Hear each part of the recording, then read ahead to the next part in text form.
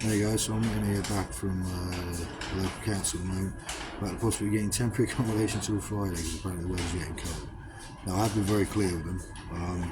I've got a lot of appointments here. I cannot afford to be moved out of the area because I've already had my life pulled apart. I've been sent from this side of the country to that side of the country, backwards and forwards. All because things weren't done properly in the first place. My rights weren't adhered to as a British citizen.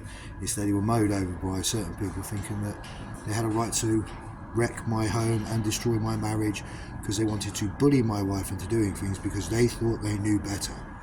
Interesting, most of these people are younger than me and my wife, or ex-wife, sorry, let's be right now, thanks to all these little interfering idiots.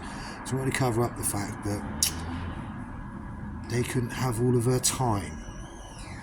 Now in a statement it was put from a certain period of time, as I stated before, that it was first noticed here, blah blah blah blah. It's around the time a certain person exposed oneself to my eldest son and my wife. And she came back, she was my wife at the time as well, came back and told me about this, and I asked, what did my son do?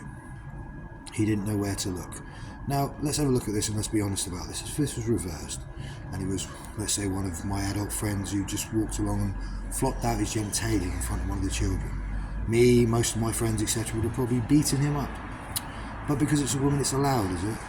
So you see how the 2010 Equality Act isn't adhered to anymore in this country when it comes to you lot having what you want. Now, I'm not sexist. I'm all for equality. But that's the point. It's not being equal, is it? It's not fair. So anyway, I've already said that I will not go anywhere that's out of the town because I have appointments. I'm building a business. I have a brand which you are looking at now. It's not some stupid pipe dream. I put a bloody lot of work into this, worked damn hard, proved I was one of the best lifters in the country ever in 2020. Despite all the harassment still going on, I'd still prove that. And that's one thing, Sarah Jane, you can't argue with now because it's a fact. Now I said if this was not real, I would bugger off and whatever you lost and abusive, I'd laugh. The fact is it is real. So, despite the fact I've lost you and our children apparently through no fault of my own, just your opposing friends to our marriage, who have no right as it is because their lives are so perfect.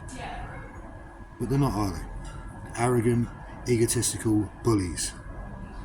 How dare you stick your nose into my life? What the hell do you think? Because my wife wasn't out, partying all the time with you and all the rest of it.